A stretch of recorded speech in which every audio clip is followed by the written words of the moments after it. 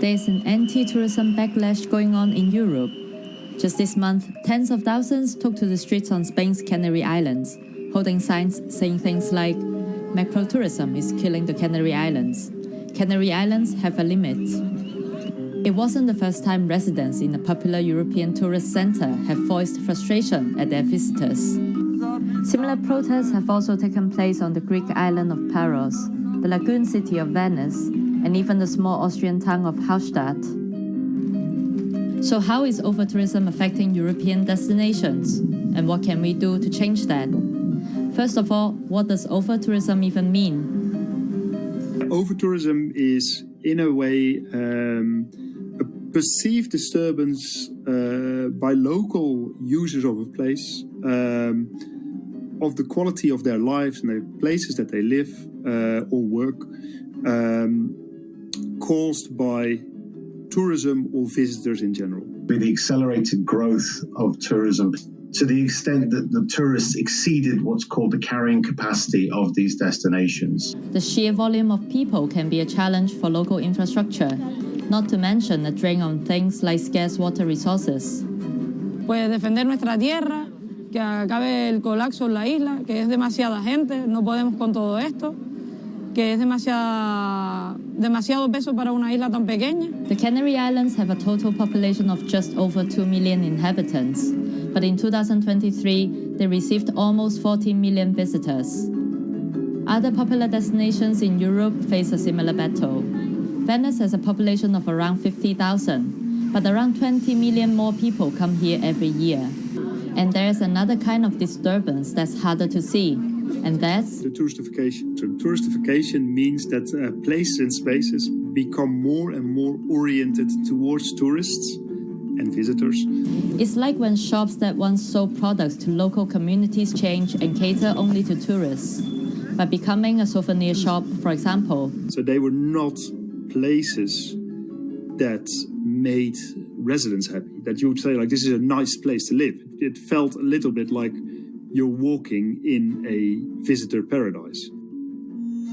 But one of the biggest problems caused by touristification is an economic one. That's linked to a kind of an underlying structural change in these destinations as a result of tourism, principally house price inflation, being squeezed out of the rental market in order to make way for Airbnb and online rental platforms and such like. That's why the Canarians are demanding restrictions on real estate sale to foreigners and hotel developments. It's a call being echoed in other places too, where houses for locals are in short supply.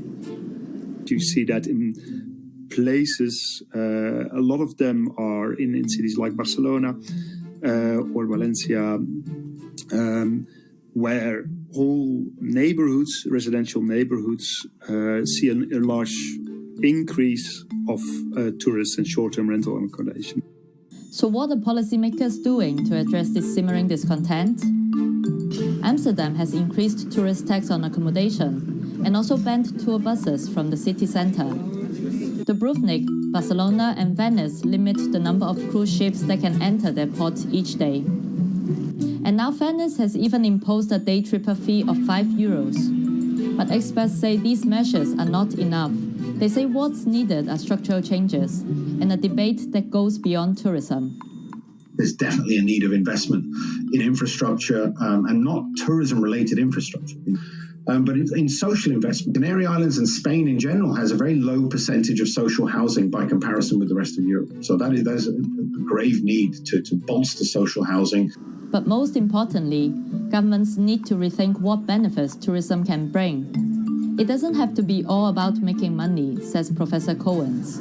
Instead of building more and more shops and restaurants on green space, look at alternatives that will benefit both locals and visitors. Tourists also want those kinds of spaces. So how can you use tourism to ensure that those spaces continue to exist or that you get more of them? Does mean that you need to change thinking of tourism purely as a commercial activity, but maybe we don't need the financial gain. Maybe we need the social gain more than the financial gain. But as travelers, how can we avoid becoming part of the problem? And can we ever be responsible travelers? The simple answer is just think. how would I want to be treated if I was living in this area? And don't expect that you have more rights than people who live there and who use that space on a daily basis. Also, think about, for certain types of travels, do you really need to have 6 weekend breaks to a place a year? You might, but it is also might just be a luxury. There are companies, there are organizations that are there to provide for different kinds of tourism. Now, that may not be a long-term solution, but they are certainly sincere in their efforts to develop a different type of travel in terms of the commercial structure of their businesses, as well as a kind of education for tourists.